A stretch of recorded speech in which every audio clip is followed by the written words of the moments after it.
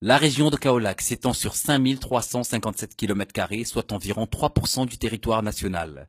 La position géographique de la région de Kaolack lui confère une place stratégique dans les échanges entre les différentes régions du Sénégal d'une part et d'autre part avec les pays limitrophes. Ceci est dû au fait qu'elle constitue un passage obligatoire pour aller vers les régions du sud et sud-ouest, mais également vers les pays limitrophes tels que la Gambie, le Mali et les deux Guinées. En plus de sa position géographique désenclavée, il faut relever que le système de transport qui facilite les déplacements dans la région est essentiellement routier avec un trafic quotidien de 250 à 300 camions et aussi fluvio-maritimes. 11 gares routières permettent de faciliter le trafic.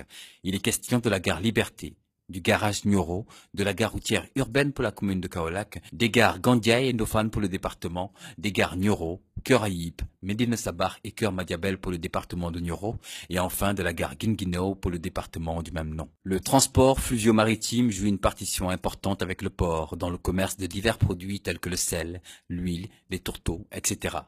La présence de l'aérodrome, des motos Jakarta qui constituent une marque de fabrique locale, contribue à une diversification de l'offre de transport même si, parallèlement, le transport ferroviaire connaît un déclin du fait d'une forte concurrence du transport routier. La région compte une dizaine de forêts classées et de forêts communautaires. L'attention accordée par les autorités régionales à l'environnement confère à cette zone une attractivité naturelle et touristique. Non totalement fermée, l'exploitation forestière est contrôlée et organisée avec l'aménagement des forêts. En 2012, la population de la région de Kaolack est estimée à 840 640 habitants. Les femmes sont majoritaires avec 51,2%. L'essentiel de la population de la région habite en zone rurale avec 68,3% contre 23,5% en milieu urbain. Les moins de 20 ans représentent 59,3% de la population, alors que les personnes âgées de 60 ans et plus ne représentent que 5,2% de la population. Kaolack dispose d'une économie dynamique et diversifiée. Elle occupe une place déterminante dans les stratégies nationales de développement économique. Kaolack se distingue particulièrement dans l'agroalimentaire et dans le secteur du commerce. La présence d'unités agroalimentaires telles que la Cineor, la Copoel ex-Novacen, les salins du Sine Saloum, l'industrie sénégalaise du cycle, ISENSI, le West Africa Oil et la zone industrielle de Kaon constituent des indicateurs économiques pertinents de la région. Elle contribue à la réduction du chômage des jeunes et des femmes à travers les emplois qu'elle génère. L'agriculture, moteur de l'économie, occupe environ 75% de la population active. Sa place prépondérante s'explique par les énormes potentialités dont dispose la région. Parmi celles-ci, on peut citer l'expérience des producteurs, l'aptitude des sols à la diversification des cultures du mil, du maïs, de l'arachide, entre autres. Les cultures sont dominées par les céréales comme le mil, le maïs, le sorgho et le riz qui couvrent près de 52% des superficies cultivées. Le mil, aliment de base des populations rurales, occupe près de 80% des terres cultivées en céréales et 42% des superficies. Il apporte une contribution de 72,9% à la production céréalière totale. L'arachide buillerie représente 88,53% des cultures de rente. L'élevage permet à la région de produire annuellement d'importantes quantités de viande avec plus de 130 000 abattages, du lait avec une production de plus de 5 400 000 litres et du cuir. La région de Kaolack a un accès sur l'océan Atlantique à travers le fleuve Saloum. La pêche y est pratiquée toute l'année au niveau du fleuve et des deux affluents du fleuve Gambie. La région dispose d'un important marché aux poissons et d'un site de transformation des produits halieutiques. La région de Kaolack compte 4 districts sanitaires, Nioro, Guinguinéo et les districts de Kaolack et Ndofane dans le département de Kaolack. Elle dispose d'un hôpital régional de type 2, de 4 centres de santé, de 48 postes de santé et de 249 cases de santé. Près d'une dizaine de services paramédicaux complètent le tableau de l'offre médicale de la région.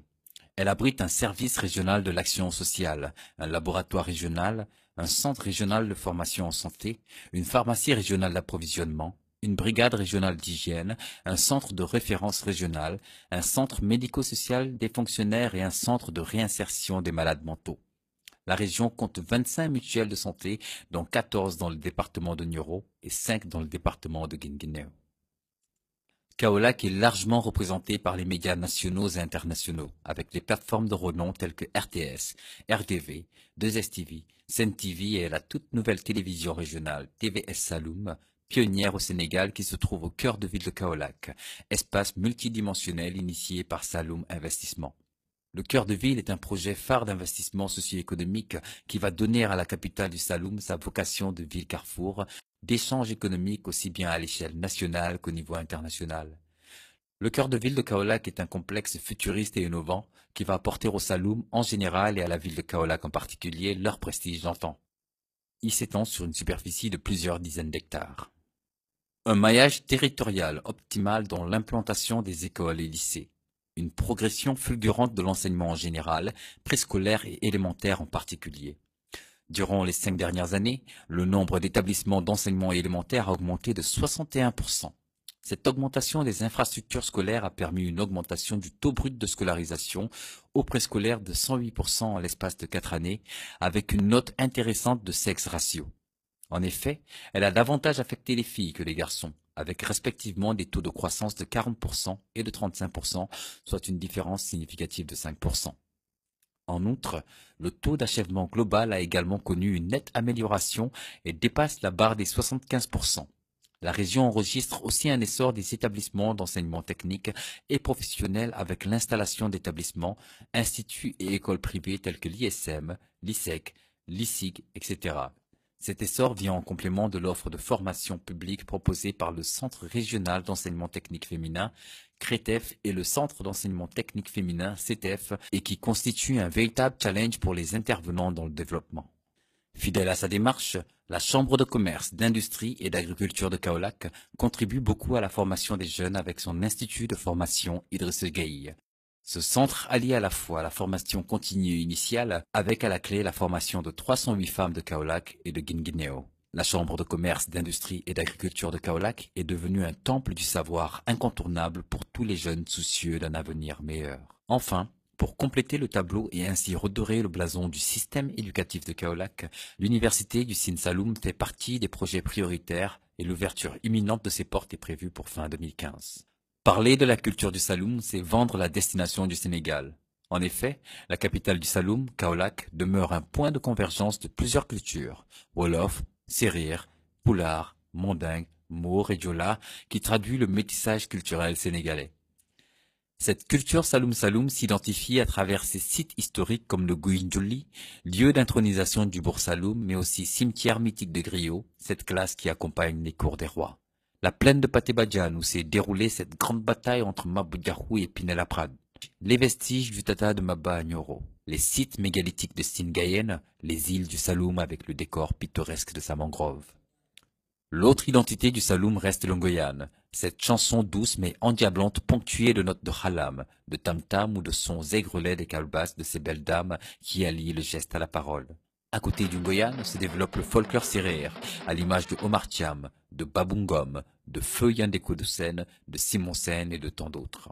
Quant au théâtre, Kaolack se distingue à travers les artistes de Arcos, de Hati, de Acte 3, de Dakobi, de la troupe hindoue Kumar Sanu et le Tahuran qui renaît de ses cendres. L'artisanat kaolackois fait des jaloux de par son village artisanal, mais surtout de l'assistance de la Chambre des métiers. Le nombre d'artisans répertoriés se trouve en 2007 à plus de 3600 artisans et entreprises. La Chambre des métiers regroupe également les producteurs artisanaux de sel, les professionnels du bois, l'Association des professionnels de la couture, les femmes teinturières, l'Union des coopératives du bâtiment, le secteur de l'automobile et les machines agricoles, l'Association des bijoutiers, la coopérative régionale des transformateurs de l'agroalimentaire, etc. Une belle carte touristique se développe dans les îles, mais aussi à Kaolack où Horizon Bleu rayonne avec ses entités que sont le Relais, le Paris et l'Arc-en-Ciel. Le dernier né, qui rappelle le décor des veillées nocturnes du Saloum, est l'hôtel Al-Jana, à mi-distance de Kaolack et de Kaoun. Le tourisme religieux se manifeste à travers le rayonnement de Medina Bay, de Léona Niassène, de Kanen, de Pentium Serine Bassirou, de Porokhane, mais aussi des familles d'Em venues de Sokone et de Ndiaye-Kounda. Le sport kaolackois dans tous ces secteurs a fait rayonner la ville de Mbossé Kumbodjigen. En football, l'équipe du Mbossé est devenue AS Saloum depuis sa fusion avec les Salins de Kaolack, a joué les premiers rôles dans le championnat d'élite du Sénégal, même si le seul trophée dans ses vitrines reste la Coupe nationale junior.